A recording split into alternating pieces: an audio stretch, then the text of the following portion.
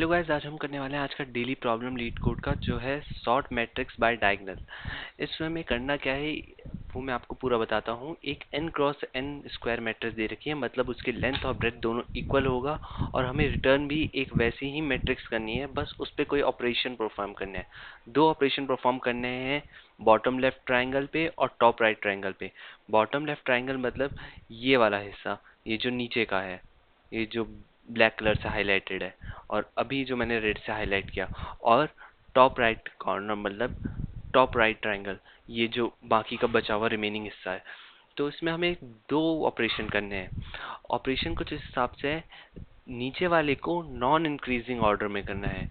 Non increasing order मतलब decreasing order, और जो ऊपर वाला ट्रायंगल है इसे हमें नॉन डिक्रीजिंग ऑर्डर में करना है, मतलब इंक्रीजिंग ऑर्डर में सॉर्ट करना है।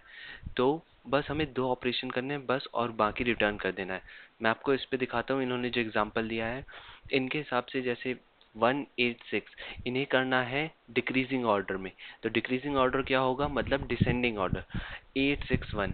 सिमिलरली इसके नीचे वाला पहले से सॉर्टेड है और एक एलिमेंट नॉन इंक्रीजिंग ऑर्डर में भी होता है, नॉन डिक्रीजिंग ऑर्डर में होता है, क्योंकि वो सिंगल ही होता है। उसके बाद अपर राइट ट्रायंगल में जो है उसको हमें करना है इंक्रीजिंग ऑर्डर। जैसे यहाँ 7 2 है तो हमें इसे फ्लिप कर देना है 2 7, और सिंगल एलिमेंट तो सिंगल ही होता है। तो ऐसे ही हमें नीचे का भी करना है और ऊपर का भी करना है, और नीचे वाले जो ऑपरेशन परफॉर्म होगा और उसके बाद जो रिजल्ट बना वो बस हमें रिटर्न कर देना है, जैसे ये रिजल्ट है। तो इसे हमने हाफ को डिक्रीजिंग ऑर्डर में किया, आधे को पूरा 954861, और जो बाकी का हाफ पोर्शन बचा है इसे हमने इंक्रीजिंग ऑर्डर में करना है, जैसे 273। ऐसे ही हमें करना है, बस ये दो ऑपरेशन परफॉर्म करने हैं और हमारा काम हो गया। बस यार ये मीडियम क्वेश्चन का टैग लगाया है, ये इजी क्वेश्चन ही। तो चलो इसकी आज सॉल्यूशन पे बात करते हैं। सॉल्यूशन भी इसका बहुत सिंपल होगा। हमने एक n ग्रेड लिया है, मतलब ये तो बेसिकली रिजल्ट के जो आउटपुट चाहिए उसी के लिए है। n क्रॉस n का है, इसलिए दोनों लेंथ और ब्रेथ सेम रहेगी। और पूरा अप्रोच क्या है मैं आपको इसका बताता हूँ। तो हम करेंगे क्या, एक मैप बना लेंगे, उसमें देखेंगे कि क्या वो एलिमेंट लेफ्ट साइड का है या राइट साइड का, मतलब वो नीचे वाले ट्रायंगल में आएगा या ऊपर वाले ट्रायंगल में आएगा।